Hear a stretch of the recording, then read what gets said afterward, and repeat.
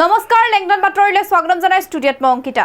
অব্যাহত আছে অসম চৰকাৰৰ উচ্ছেদ অভিযান। পুনৰ এক বৃহৎ উচ্ছেদৰ বাবে সাজু হৈছে প্ৰশাসন। 150টা পৰিয়ালক ঘৰ খালী কৰাৰ বাবে নিৰ্দেশ দিছে এতিয়া প্ৰশাসনে। ক'ত চলিব এই উচ্ছেদ সবিশেষ লৈ আহিছো। আন এক বৃহৎ উচ্ছেদ অভিযানৰ বাবে সাজু হৈছে চৰকাৰ প্ৰশাসন। এইবাৰ লখিমপুৰ জিলাৰ উজ্জ্বলপুৰ গাঁৱত চলিব প্ৰশাসনৰ বুলডোজাৰ। ইতিমধ্যে প্ৰায় 150টা পৰিয়ালক ঘৰ খালী কৰাৰ জাননী জাৰি কৰা হৈছে। ঘৰ বাৰী আঁতৰাই 15 দিনৰ ভিতৰত স্থান ত্যাগ কৰাৰ নিৰ্দেশ দিছে প্ৰশাসনে। নিৰ্ধাৰিত সময়সীমা অতিক্ৰম কৰাৰ পাছতেই আৰম্ভ হ'ব উচ্ছেদ অভিযান। দয়া নাই ক্ষমা নাই নীতিৰে পুনৰ উচ্ছেদ অভিযান চলাবলৈ সাজু হৈছে এতিয়া চৰকাৰ।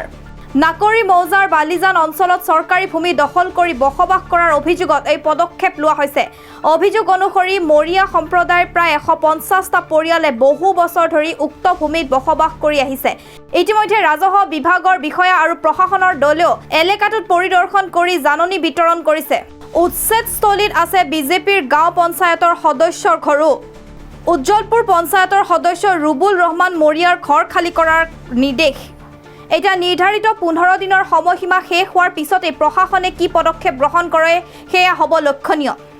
আমি পুনৰবাৰ জনাইছোঁ, এইবাৰ পুনৰ আন এক উচ্ছেদৰ বাবে সাজু হৈছে প্ৰশাসন। 150টা পৰিয়ালক ঘৰ খালী কৰিবলৈ নিৰ্দেশ দিছে এতিয়া প্ৰশাসনে। আন এক বৃহৎ উচ্ছেদ অভিযানৰ বাবে সাজু হৈছে চৰকাৰ প্ৰশাসন। এইবাৰ লখিমপুৰ জিলাৰ উজ্জ্বলপুৰ গাঁৱত চলিব প্ৰশাসনৰ বুলডোজাৰ। ইতিমধ্যে প্ৰায় 150টা পৰিয়ালক ঘৰ খালী কৰাৰ জাননী জাৰি কৰা হৈছে। ঘৰ বাৰী আঁতৰাই 15 দিনৰ ভিতৰত স্থান ত্যাগ কৰাৰ নিৰ্দেশ দিছে প্ৰশাসনে। নিৰ্ধাৰিত সময়সীমা অতিক্ৰম কৰাৰ পাছতেই আৰম্ভ হ'ব উচ্ছেদ অভিযান। দয়া নাই ক্ষমা নাই নীতিৰে পুনৰ উচ্ছেদ অভিযান চলাবলৈ সাজু হৈছে এতিয়া চৰকাৰ। নাকৰি মৌজাৰ বালিজান অঞ্চলত চৰকাৰী ভূমি দখল কৰি বসবাস কৰাৰ অভিযোগত এই পদক্ষেপ লোৱা হৈছে। অভিযোগ অনুসৰি মৰিয়া সম্প্ৰদায়ৰ প্ৰায় 150টা পৰিয়ালে বহু বছৰ ধৰি উক্ত ভূমিত বসবাস কৰি আহিছে। ইতিমধ্যে ৰাজহুৱা বিভাগৰ বিষয়া আৰু প্ৰশাসনৰ দলেও এলেকাটোত পৰিদৰ্শন কৰি জাননী বিতৰণ কৰিছে। উচ্ছেদস্থলীত আছে বিজেপিৰ গাঁও পঞ্চায়তৰ সদস্যৰ ঘৰো। উজ্জ্বলপুৰ পঞ্চায়তৰ সদস্য ৰুবুল ৰহমান মৰিয়াৰ ঘৰ খালী কৰাৰ নিৰ্দেশ। এতিয়া নিৰ্ধাৰিত 15 দিনৰ সময়সীমা শেষ হোৱাৰ পিছতে প্ৰশাসনে কি পদক্ষেপ গ্ৰহণ কৰে সেয়া হ'ব লক্ষণীয়। মৰিয়া মই উজ্জ্বলপুৰ গাঁও পঞ্চায়তৰ অন্তৰ্গত 6 নং বালিজান ৱাৰ্ড সদস্য হয়। মই ভাৰতীয় জনতা পাৰ্টি সমৰ্থিত এজন সদস্য। আজি কিছু সময়ৰ আগতে আমাৰ ইয়াত চৰকাৰীভাৱে নটিচ আহিলে। চৰকাৰী মাটি যিহেতু নটিচ আহিব এইটো স্বাভাৱিক কথা, তাত আমি দুখো পোৱা নাই, বেয়াও পোৱা নাই। কিন্তু আমি চৰকাৰলৈ বিশেষভাৱে এটাই অনুৰোধ কৰিম যে এইখিনি ভূমিপুত্ৰ মানুহ আহোম ৰাজত্বকালতে এই লোকসকল বসবাস কৰা। বিভিন্ন শিৱসাগৰ, যোৰহাটৰ, গোলাঘাটৰ পৰা উঠি আহি ইয়াত মানুহ দুঘৰ চাৰিঘৰকৈ আজি 320টা পৰিয়াল বালিজান গাঁৱত বসবাস কৰি আছে। আৰু এই লোকসকলৰ কোনো অন্য জেগাত মাটি নাই। সম্পূৰ্ণ খিলঞ্জীয়া মানুহ হিচাপে, ভূমিহীন মানুহ হিচাপে চৰকাৰলৈ বিশেষভাৱে এটা অনুৰোধ থাকিব, আপোনালোকে যদি কিবা সুবিধা কৰি এই মানুহখিনিক একথা নালাগে 1.5 কথাকেও যদি মাটি আপোনালোকে প্ৰদান কৰিব পাৰে তেতিয়াহ'লে মানুহখিনি ভৱিষ্যতলৈ সুৰক্ষিত হ'ব বুলি ভাবিছোঁ। বৰ্তমান যিখিনি মাটিত তেওঁলোক বসবাস কৰি আছে, আমি যিখিনি মাটিত বসবাস কৰি আছোঁ, চৰকাৰী মাটি যদি 1 কথাৰ পৰা 1.5 কথা মাটিতহে আমি বসবাস কৰি আছোঁ। ইয়াৰ আমাৰ খেতি পথাৰ বোলা বস্তুটো আমাৰ যিহেতু নায়েই, আমি কষ্ট কৰি খোৱা, আমি যেনে তেনে দিন হাজিৰা কৰি চলি আছোঁ।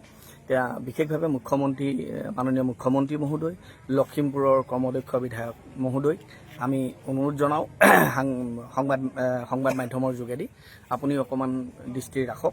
এই মানুহখিনিক যাতে সুৰক্ষিত কৰিবৰ কাৰণে কি উপায় অৱলম্বন কৰিব লাগে আপুনি অৱলম্বন কৰিব বুলি আমি অত্যন্ত আশাবাদী। আৰু আপোনাৰ ওপৰতে আমাৰ শেষ ভৰসা, আপুনি নিশ্চয় ইয়াৰ কিবাটা নহয় কিবা এটা সুব্যৱস্থা কৰিব বুলি আমি আশা ৰাখি আপোনালৈ অনুৰোধ আৰু বিশেষকৈ বেলেগটো শব্দ ক'ব নোৱাৰোঁ, অনুৰোধহে কৰিব পাৰিম, তাৰ বাহিৰে আমাৰ যিহেতু বিকল্প নাই। আপোনালৈ অনুৰোধহে আছে। আৰু এটা কথা অনুৰোধ থাকিব যে বিগত চৰকাৰ যোৱা 5 বছৰত মাননীয় মুখ্যমন্ত্ৰী মহোদয়ে এটা খিলঞ্জীয়া মুছলমানৰ জৰীপ কৰিবৰ কাৰণে এটা পইচাও ধাৰ্য কৰিছিলে। আৰু আমি সংবাদ মাধ্যমৰ যোগেদি পাইছোঁ আমাৰ জ্যেষ্ঠ অধিবক্তা নেকিবুজামান মহোদয়েও আমাৰ মুখ্যমন্ত্ৰীৰ লগত সাক্ষাৎ কৰিছিলে। চাগে সম্ভৱ খিলঞ্জীয়া মুছলমানৰ বিষয়টো তেখেতক অৱগত কৰিছে। যিমান সোনকালে পাৰে যদি এই মানুহখিনিক জৰীপ কৰি এতিয়া খিলঞ্জীয়া মানুহ হিচাপে যদি ইয়াত এটা ব্যৱস্থা কৰে, আমাক অস্তিত্ব ৰক্ষা কৰাৰ এইটোৱে শেষ উপায়। দিয়ক।